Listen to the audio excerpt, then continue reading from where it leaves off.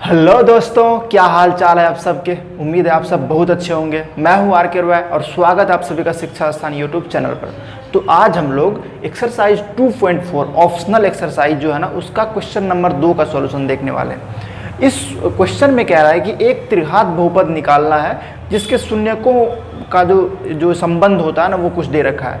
तो उससे पहले हमें यह जानना पड़ेगा कि त्रिघात बहुपद के 3 शून्यक होते हैं। तो हमने अगर मान लिया हमने कि अल्फा, बीटा और गामा 3 शून्यक हैं, तो वह त्रिघात बहुपद क्या होगा। तो आप याद करो, जब मैंने आपको त्रिघात बहुपद के शून्यकों और गुणांकों के बीच में जो संबंध स्थापित करना सिखाया था, उस टाइम पे हमने कहा था कि जिस त्रिघात बहुपद के शून्यक अल्फा, बीटा और गामा हो, वह त्रिघात बहुपद को हम लोग इस तरीके से लिख सकते हैं, k into x minus alpha into x minus beta into x minus gamma, ये लिख सकते हैं। अब फिर वहाँ पर हमने उसको कंपेयर करके ए बी सी डी का मान निकाल कर वहाँ से रिलेशन मिला था।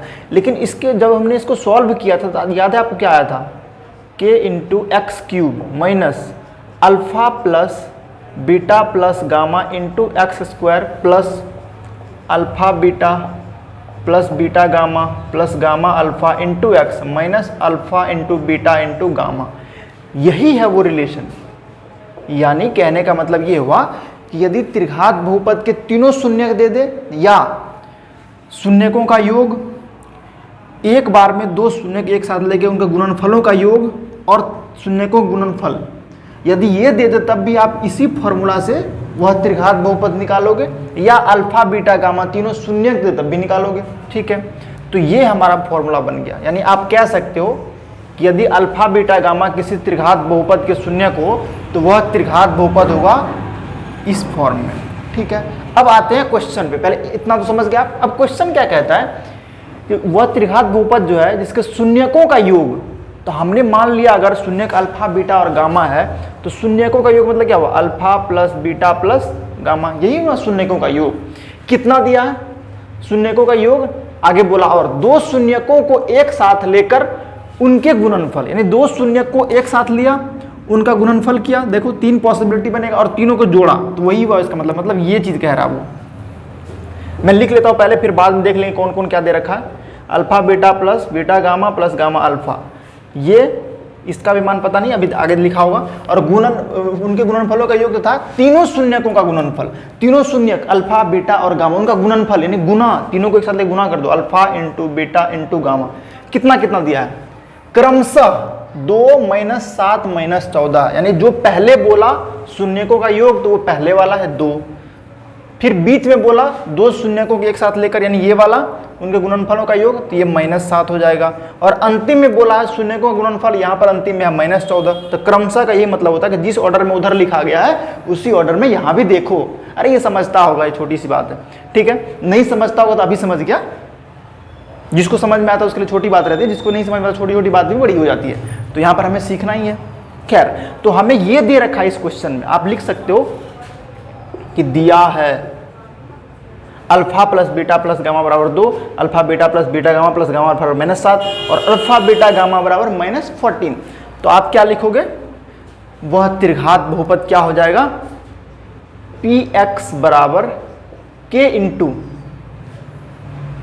X cube minus alpha plus beta plus gamma into x square, यही लिखोगे ना। तो alpha plus beta plus gamma का मान कितना है, 2 इंटू एक्स, फिर अब plus alpha beta plus beta gamma plus gamma alpha कितना दे रखा है, -7 इंटू एक्स कर दिया, minus alpha into beta into gamma, alpha into beta into gamma का मान कितना है, -14।